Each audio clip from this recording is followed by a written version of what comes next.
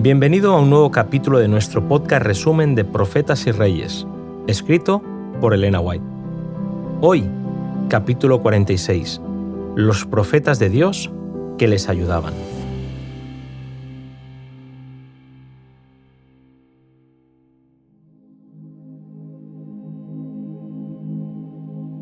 Cerca de los judíos que restauraban Jerusalén, vivían los samaritanos. Eran una raza mixta, originada por los casamientos entre los colonos paganos asirios y los descendientes de los hijos de Israel que habían quedado de las 10 tribus colonizadas. Ellos aseguraban adorar al verdadero Dios, pero eran idólatras de corazón y de acción. Decían que sus ídolos tenían como objeto recordarles al Dios vivo, pero lo que hacían era adorar imágenes talladas. Cuando escucharon que los que habían estado en cautividad reconstruían el templo, expresaron su deseo de participar con ellos en la construcción. Pero lo que solicitaban les fue negado. Ellos defendieron que adoraban a Dios y expresaron el deseo de participar en los privilegios y bendiciones relacionados con el servicio del templo. Los líderes judíos sabían que aceptar su ayuda era abrir la puerta a la idolatría. Supieron discernir la falta de sinceridad de los samaritanos. Comprendieron que la ayuda que recibirían por una alianza con ellos era muy inferior a la que recibirían por ser fieles a Dios. Dios había declarado a Moisés acerca de la relación que Israel debía sostener con los pueblos vecinos. Fue claramente predicho el resultado que tendría el hacer pactos con aquellas naciones. Zorobabel y sus asociados conocían las Escrituras y en el cautiverio reciente habían tenido evidencia tras evidencia de su cumplimiento. Ahora, habiéndose arrepentido de los males que habían atraído sobre ellos, habiendo vuelto con todo su corazón a Dios y renovado su pacto con Él, se les había permitido regresar a Judea para que pudieran restaurar lo que había sido destruido. ¿Debían, en el mismo comienzo de su proyecto, hacer un pacto con los idólatras? Los que habían vuelto para dedicarse al Señor comprendieron que la raya de separación entre su pueblo y el mundo debía mantenerse siempre inequívocamente bien trazada. Se negaron a formar alianza con los que, si bien conocían los requerimientos de la ley de Dios, no querían admitir su vigencia. Los principios presentados en el libro de Deuteronomio para la instrucción de Israel deben ser seguidos por el pueblo de Dios hasta el fin del tiempo. La verdadera prosperidad depende de que continuemos fieles a nuestro pacto con Dios. Nunca podemos correr el riesgo de sacrificar los principios aliándonos con los que no le temen. Existe un peligro constante de que los que profesan ser cristianos lleguen a pensar que, a fin de ejercer influencia sobre los mundanos, deben conformarse en cierta medida al mundo. Sin embargo, aunque una conducta tal parezca ofrecer grandes ventajas, acaba siempre en pérdida espiritual. No son los enemigos abiertos y confesados de la causa de Dios los que más hay que temer. Los que se presentan con palabras agradables y aparentan procurar una alianza amistosa con los hijos de Dios son los que tienen el mayor poder para engañar. Toda alma debe estar en guardia contra los tales, no sea que la sorprenda desprevenida alguna trampa cuidadosamente escondida. Y es especialmente hoy, mientras la historia de esta tierra llega a su fin, cuando el Señor requiere de sus hijos una vigilancia incesante. Aunque el conflicto no acaba nunca, nadie necesita luchar solo. Los ángeles ayudan y protegen a los que andan humildemente delante de Dios. Nunca traicionará al Señor al que confía en Él. Cuando sus hijos se acercan a Él en busca de protección contra el mal, Él levanta con misericordia y amor un estandarte contra el enemigo. Dice: «No los toques, porque son míos. Tengo sus nombres esculpidos en las palmas de mis manos». Los samaritanos, en su incansable oposición, debilitaban las manos de los que construían. Mediante informes mentirosos despertaron sospechas en espíritus que con facilidad se dejaban llevar, pero la obra no se detuvo porque Dios dirigía a su pueblo. Mientras Satanás intentaba entorpecer, los ángeles de Dios obraban en favor de los desterrados. El profeta Daniel nos permite vislumbrar algo de la poderosa lucha entre las fuerzas del bien y las del mal. El cielo está interesado en la controversia y durante 3 semanas Gabriel luchó contra las potestades de las tinieblas, procurando contrarrestar las influencias que obraban en el ánimo de Ciro. Antes de que terminara ese conflicto, Cristo mismo acudió en auxilio de Gabriel. Todo lo que podía hacer el cielo en favor del pueblo de Dios fue hecho. Se obtuvo finalmente la victoria y las fuerzas del enemigo fueron mantenidas en jaque durante algún tiempo. Era el momento de aprovechar las oportunidades. El pueblo no debía escatimar esfuerzo para restaurar el templo y sus servicios. Había llegado el momento de restablecerse en sus hogares de Judea.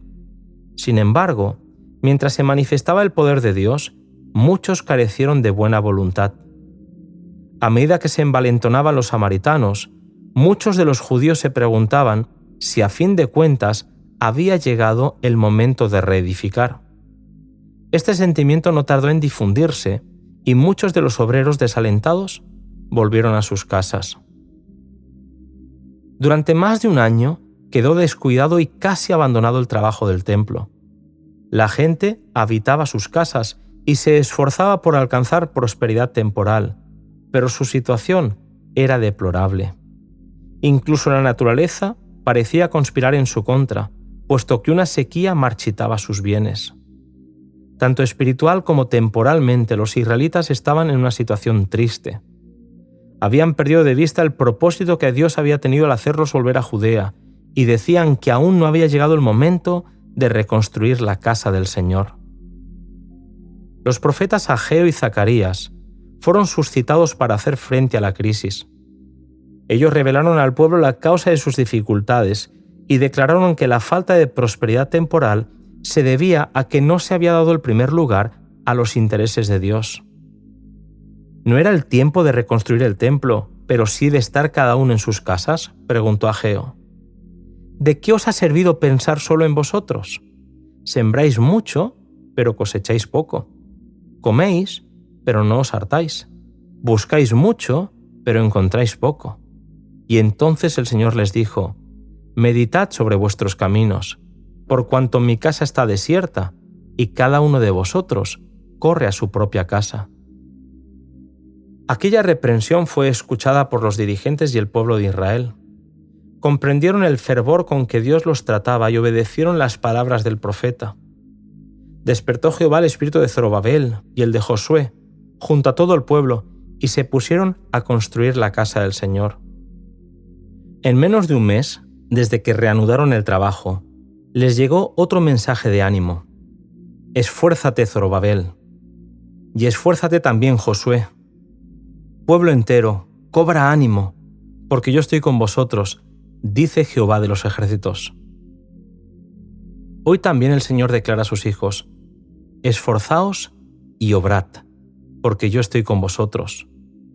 El creyente tiene siempre en el Señor a un poderoso auxiliador. Tal vez no sepamos cómo nos ayuda, pero esto sabemos: nunca falta su ayuda para aquellos que ponen su confianza en Él. Si los cristianos pudieran saber cuántas veces el Señor ordenó su camino, para que los propósitos del enemigo acerca de ellos no se cumplieran, no seguirían tropezando y quejándose. Su fe se estabilizaría en Dios y ninguna prueba podría moverlos. El mensaje de Ageo fue enfatizado y ampliado por Zacarías. En su primer mensaje, Zacarías expresó la seguridad de que nunca deja de cumplirse la palabra de Dios y prometió bendiciones a aquellos que escuchasen la segura palabra profética. Aunque las condiciones actuales fueran malas, Dios no faltaría a su promesa. Los profetas aseguraron que su fe tendría rica recompensa y que las palabras de Dios acerca de la gloria futura del templo, cuyos muros se estaban levantando, no dejarían de cumplirse. En ese mismo edificio se vería vencido el plazo, al deseado de todas las gentes, como Maestro y Salvador de la humanidad. A Zorobabel, el gobernador, se le dio un mensaje especial y precioso. Se le dijo que los enemigos de Dios serían derribados. Él había sido escogido, y a pesar de los desalientos y perplejidades, podría discernir el propósito de Dios. Este mensaje personal dirigido a Zorobabel fue registrado para alentar a los hijos de Dios en toda época. Al enviar pruebas a sus hijos, Dios tiene un propósito. Nunca los conduce por otro camino que el que elegirían si pudiesen ver el fin desde el principio y discernir la gloria del propósito que están cumpliendo. El pueblo trabajaba animado por los mensajes de Ageo y Zacarías, pero los enemigos seguían acosando y obstruyendo el trabajo. En una ocasión, los funcionarios provinciales del reino medo-persa visitaron Jerusalén y quisieron parar la obra hasta averiguar quién la había autorizado. Dios inspiró a los líderes a no parar hasta que la orden viniese del rey Darío. Los funcionarios escribieron al rey, que buscó el decreto y lo encontró. Entonces dio orden de permitir que se siguiera con la reconstrucción del templo, pero además decretó severos castigos para los que quisieran alterar dicha orden. En su carta, Darío terminó con esta notable declaración: «Y el Dios que hizo habitar allí su nombre, destruya todo rey y pueblo que ponga su mano para cambiar o destruir esta casa de Dios, la cual está en Jerusalén. Yo, Darío, puse el decreto, sea hecho prestamente». Durante meses, antes que se promulgase este decreto, los israelitas habían seguido trabajando por la fe, y los profetas de Dios habían seguido ayudándoles por medio de mensajes oportunos que recordaban a los trabajadores el propósito divino en favor de Israel. 2 meses después que fuera entregado el último mensaje que se haya registrado como procedente de Ageo, Zacarías tuvo una serie de visiones relativas a la obra de Dios en la tierra. Esos mensajes, dados en forma de parábolas y símbolos, llegaron en tiempo de gran incertidumbre y ansiedad, y fueron de particular significado para los hombres que avanzaban en nombre del Dios de Israel.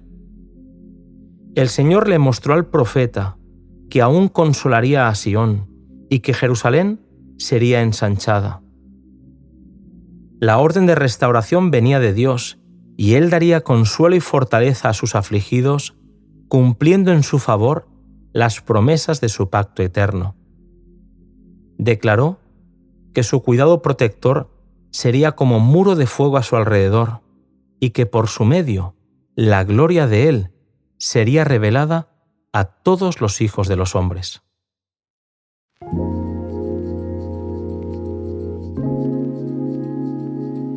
Hasta aquí, querido amigo, el resumen de este apasionante capítulo. Seguimos disfrutando en el siguiente con el título de Josué y el ángel.